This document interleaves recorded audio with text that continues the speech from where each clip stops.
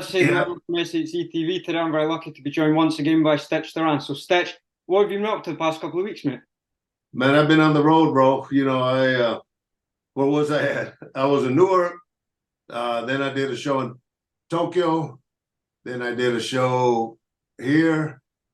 I'm working with Nate Diaz. He's going to be fighting Jake Paul. So Monday, Tuesday, Wednesday, I was at Stockton at his training camp. Um, Tomorrow, I head off to Oklahoma for Boxing Saturday. And then Sunday, the day after, I go straight to Tokyo for another show on Tuesday. And I come home Wednesday, and then I have a show here in Las Vegas Friday, possibly Saturday.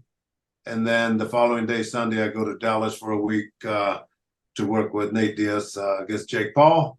And then the following week, I'm in Phoenix, Arizona for more boxing. So I've been busy. Well, yeah, that sounds like you've been very busy. Do you enjoy being busy? Of course, yeah. The worst part of what I do is the traveling and the restaurant food, Hayden. But if you get past that, you're doing okay. Yeah, 100%. So, obviously, you just mentioned there that you'll be doing the Jake Paul versus Nate Diaz fight in Nate Diaz's corner. So, how's that been working with Nate Diaz up until this fight? Oh no, it's great. With when I was with the UFC, every fight that him and and his brother had, Nick and Nate, I worked all their fights. I wrapped their hands, I worked their fights, and so it only makes sense for Nate to bring me in. We've worked together, like I say, many fights, but at the bottom line is he's when it comes to working cuts, Nate is very susceptible to getting cut. So it's important for him to have someone like me with experience to take care of the cuts, but also someone like me with experience to help him get over these thresholds of boxing, the weigh-ins, the press conference, and all that. I've been through those hundreds of times, so makes a lot of sense for me to work with him. Yeah, so do you think being working with him in the past, that's helped your chemistry going into this fight? 100%. Where you kind of give each other a hug and say I love you. It's that kind of relationship. And the thing about it that makes it even special, Hayden, is we're both from the 209. We're from the same area, right? And then of course I'm Mexican and he's Mexican, and it just makes sense. We have that relationship. We had it when I was with the UFC, and we've never lost it. So hopefully it'll help him go into that next level against Jake Paul. Fight wise, he's himself. So he has to fight the way he does, but I think he'll do good. The show in Oklahoma between George Campbell Jr. and Maxie Hughes. Am I right in saying you're working that show? Absolutely, I'm working with Cambosos, and I don't think Hughes knows that I'm working with him. He has Don House that has worked with Deontay Wilder and Bermain Stavern, and is a cut man with the UFC, and they brought him in as one of the coaches. So he's going to have a strong team. I don't think Hughes knows that. He will when I get there tomorrow. So obviously we spoke last time about the production of a documentary about your life. How's that been going? Has that progressed, or did you finish it in the time? No, it's coming along good. They're in the editing stages right now, and then they're going to get the final interview with me once they get the storyline laid out. Then they'll go through me for this and that and all that. So almost done. So thank God it's been a process. It started before COVID, and then COVID kicked in, and it put us down for a while. And the first guy we interviewed coming back was Tyson Fury. Got Michael B. Jordan, and got Sean Porter and Shea Mosley Jr. And these are just people in combat sports, right? Javier Mendez, Cain Velasquez, UFC fighter. So it's going to be fun. Hopefully, next time we do a Zoom again, a meeting again, I would have sent you the documentary. You can take a look at it, and we could talk about it. Okay, yeah, that'd be good, 100%. When do you think it'll be out? Do you think, is it going to be on Netflix? Is it going to be on YouTube? When do you think it'll be out, and what do you think it'll be on? Yeah, that's a good question. And they're, the people that are working on it, the producers, Gerald Roxburgh and then they work at the high end. So yeah, I would prefer something that's more relevant to my life, like Showtime or ESPN. Netflix, so I know, will give us a bigger audience. So wherever, just as long as I'm just happy that they made a documentary on my life. Well, obviously, with being a cut man, I can't believe I've not asked this in the past two interviews we've done. But what's the process of a bad cut? So the fighter comes back to the corner. What's that process like? Trying to calm him down, trying to work the cut. What's that process like? Well, now you're asking for instructions. I'm gonna have to charge you some money on that.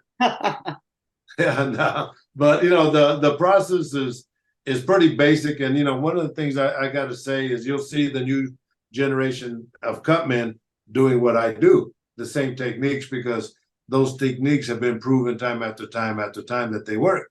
But once I see a cut, and then during a fight, my whole focus is the face. What kind of shots he's receiving. So my job is to take care of his face. It's like I tell him, is my job is for you to walk out as handsome as you walk in.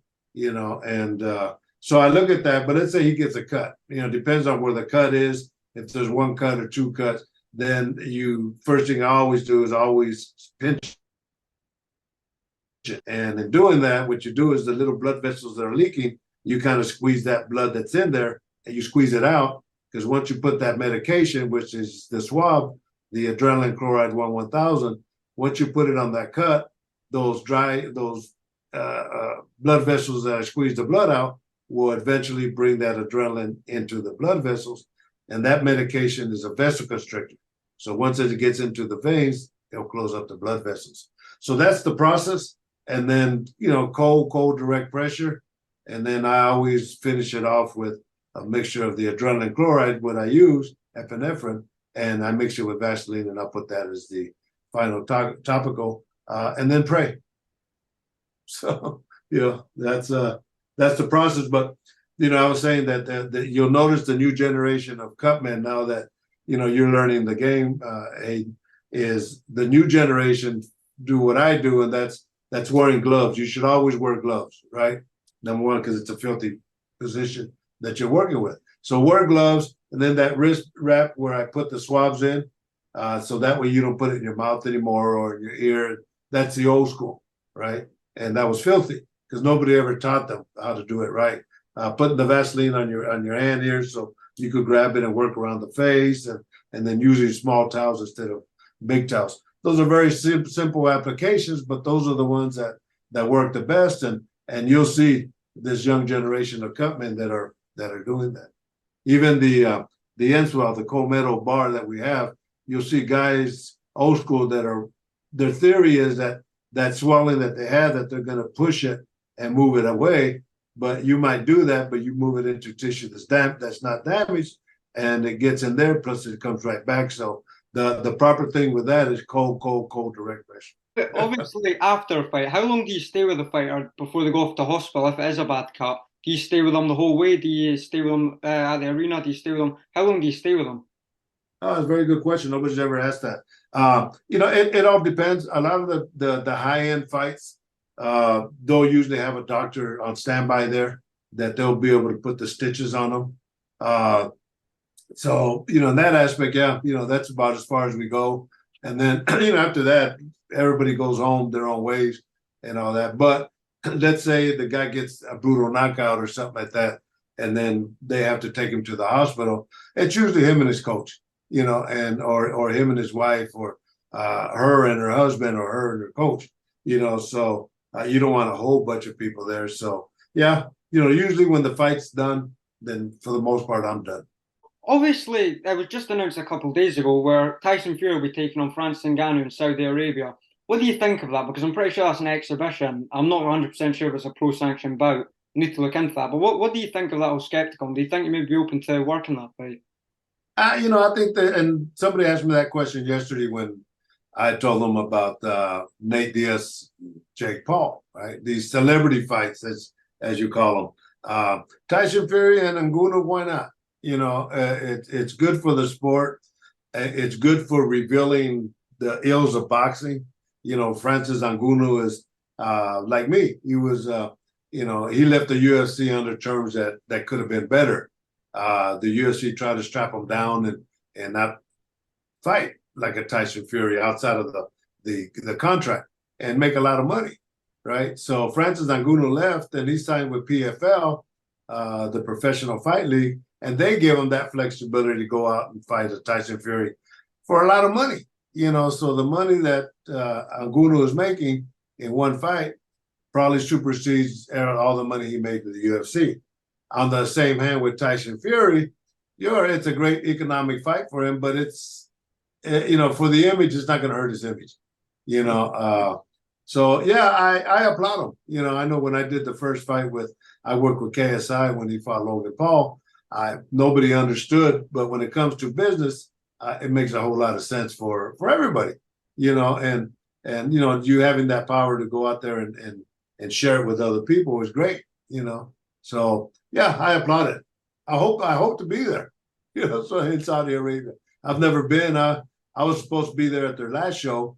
They wanted me. I was going to work with Badu Jack and Mushin Kaysen, and then they called me to ask to work with Jake Paul.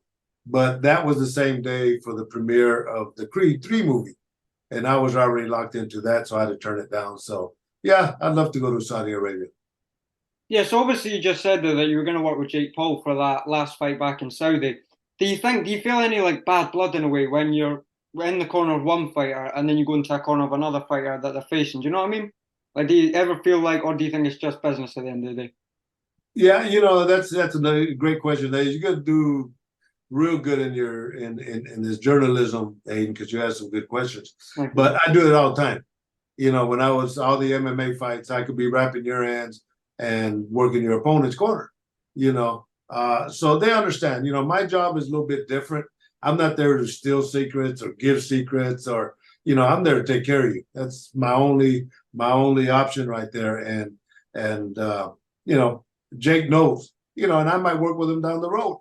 And we always want to keep that relationship going. And let me add about Jake also is I have a lot of respect for him because of what he's done and what he's doing. And when I say what he's doing is he's trying to make fair practices for these fighters, try to get them on the right path with, association, a pension plan, a health insurance. And, I think he's stepping up to the board, and that's something I've always been working on. So, when I see him at these fights, I'm going to say, look, man, let's talk after these fights and let's see if we could improve the sport of all combat sports. Yeah, because I wasn't necessarily a really big Jake Paul fan.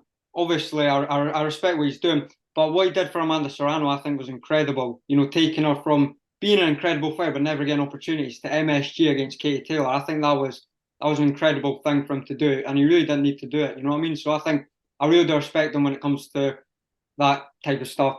But yeah, so that's all the questions I've for you, Stitch. So thank you so much for coming on. I really do appreciate it. And yeah, we'll do it in another couple months' time, and we'll see where we are then. All right, yeah, but let me finish saying that also with Jake Paul is when they canceled one of the shows, he paid the undercard the money that they were due, right? So you don't see that, but if that's a practice that he could do, why can't every other promoter in the world do the same thing? Very simple, right? Yeah, it's very true. Very true. All right, my man. Well, Hayden, God bless you. Keep it up. I hope things work out well for you, and I know they will. Keep that passion, and I'll see you in the big leagues, bro.